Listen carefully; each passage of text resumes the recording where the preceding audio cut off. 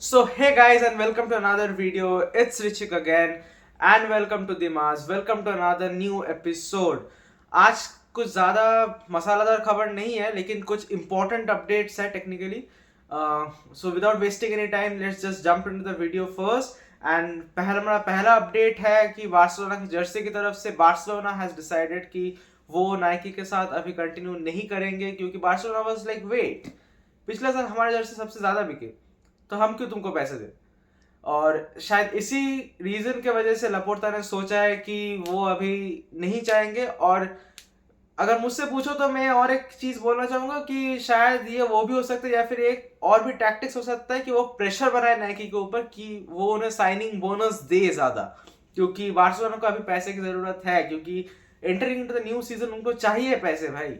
तो नाइकी उनका पैसा उनको दे रही नहीं थी और बार्सिलोना का जर्सी जो बिक रहा है उनको लग रहा है कि वो खुद एक डिस्ट्रीब्यूटर ढूंढेंगे क्योंकि उनके पास शायद एक खुद का भी डिस्ट्रीब्यूटर है।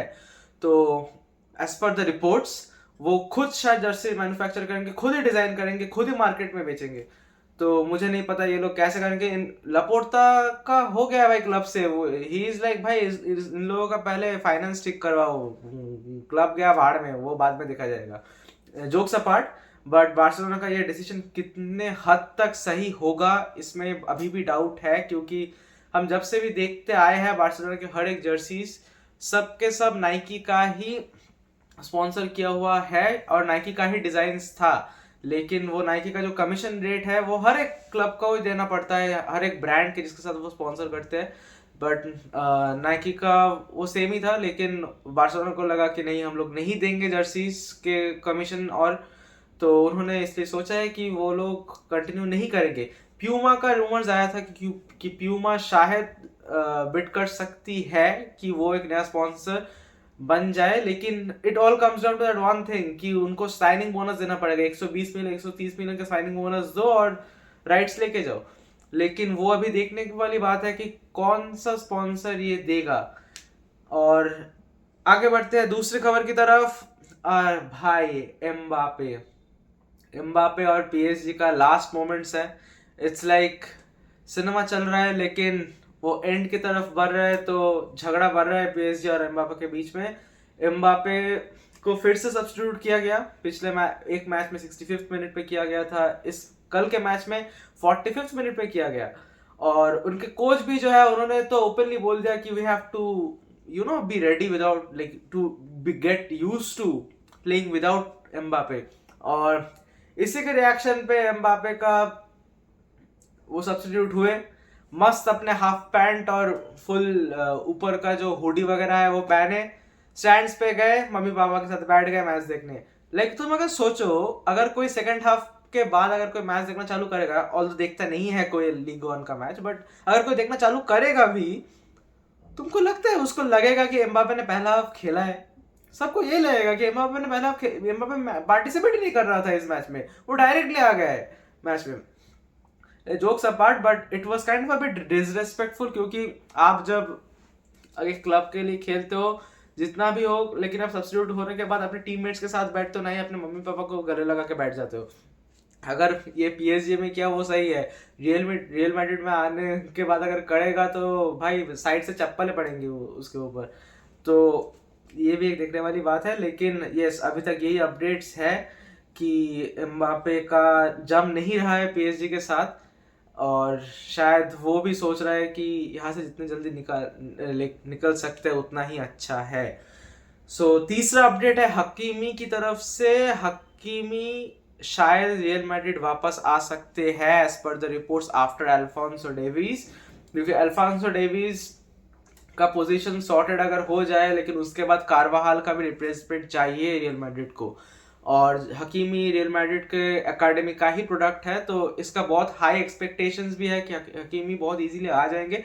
लेकिन बात वहीं पे आकर रुकती है कि ये पीएसजी में खेल रहा है हकीमी, तो पीएसजी से हकीमी को वापस लाना वो भी एक अपने आप में एक बड़ा चैलेंज है। तो देखते हैं क्या होता है। लेकिन यस, अभी तक ये अपडेट है कि Real Madrid will go for Hakimi after Alphonso Davies and Mbappe. और टीम सोच रहे हो क्या होगा? टीम सोच रहे हो Mbappe, Hakimi Alphonso Davies, Vinicius Junior, Rodrygo, Bellingham. यार छोड़ दो भाई, मैन सिटी फैन सिटी तुम लोग घर जाओ। उसके ऊपर अगर हम चौथे अपडेट्स के ऊपर आते हैं, वो है आज है रियल मैड्रिड और वेलेंसिया का मैच। वेलेंसिया वही टीम है जिनके फैंस ने विनीशियस को बू किया था, और पता नहीं शायद एक हीटेड मैच होगा आज।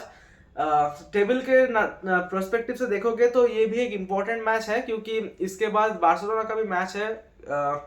कोई भी टीम यहाँ से मैच हारना नहीं चाहिए या पॉइंट्स ड्रॉप करना नहीं चाहिए, क्योंकि लीग अभी भी बहुत टाइट है।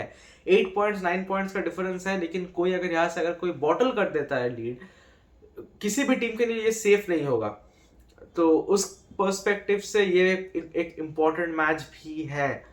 और फिफ्थ अपडेट की बात करें, बार्सिलोना का अगला मैच है एथलेटिक के साथ। एथलेटिक वही टीम है जो अभी एथलेटिको मैड्रिड को 3-0 से हरा के उनको कोपा डेल रे से बाहर निकाल के आ रही है।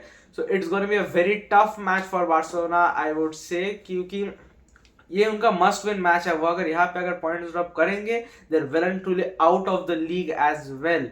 रियल मैड्रिड के साथ उनका अभी 8 पॉइंट्स का डिफरेंस है, एंड अगर रियल मैड्रिड वेलेंसिया का मैच जीत जाती है और अगर बार्सिलोना पॉइंट्स ड्रॉप करते तो then it is like well and truly एक बहुत बड़ा गैप हो जाएगा, लेकिन उसके बाद वो गैप कवर अप करना विल बी वेरी डिफिकल्ट।